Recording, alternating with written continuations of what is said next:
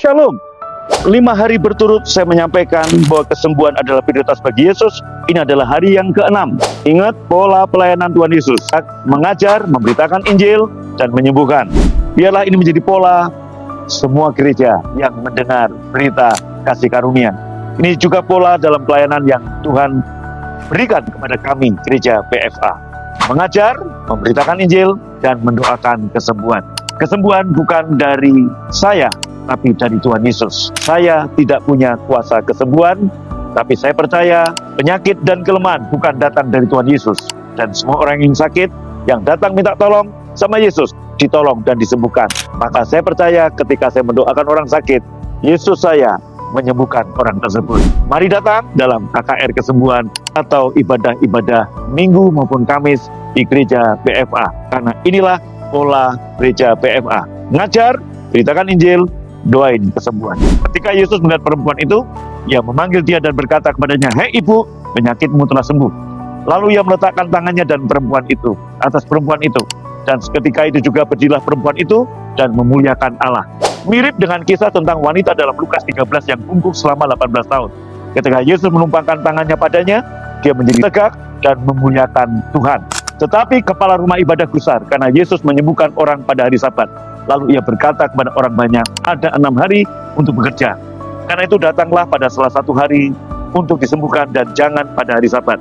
Salah satu kesalahan terbesar yang dilakukan orang saat ini adalah melihat penyembuhan sebagai pekerjaan manusia. Itu adalah pekerjaan Tuhan saat kita manusia beristirahat, alias mempercayai Tuhan.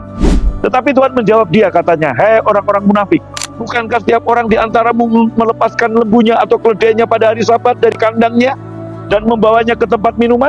Bukankah perempuan ini yang sudah 18 tahun diikat oleh iblis harus dilepaskan dari ikatannya karena ia adalah keturunan Abraham, membawanya untuk minum air?" Tuhan melihat penyembuhan orang sakit sebagai pemberian sesuatu yang mendasar dan penting seperti air. Penguasa sinagog berfokus pada pekerjaan manusia. Seharusnya bekerja, manusia harusnya bekerja. Sementara Yesus berfokus pada perempuan yang dibebaskan dari ikatan. Bukankah perempuan ini seharusnya dilepaskan? Seolah-olah Yesus bertanya, bagaimana kamu bisa membiarkan dia tetap dalam perbudakan penyakit untuk waktu yang lebih lama lagi? Yesus melihat penyembuhan sebagai prioritas yang lebih besar daripada mematuhi semua aturan atau memberi orang kesan yang baik tentang diri Anda. Dia melihat kebutuhan lebih dari kesombongan. Ingat baik-baik saudara, berkat terbesar yaitu keselamatan. Dan berkat terbesar setelah keselamatan adalah kesembuhan dan kesehatan ilahi. Kenapa? Materi bukan berkat terbesar. Sebab apa artinya Anda punya materi, punya pangkat bagus, punya karir yang luar biasa, tapi Anda tidak sehat? Maka Yesus menempatkan kesembuhan dan kesehatan ilahi adalah berkat terbesar setelah keselamatan. Dan ini adalah prioritas pelayanan Tuhan Yesus di muka bumi.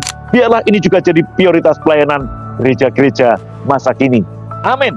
God bless you. Shalom.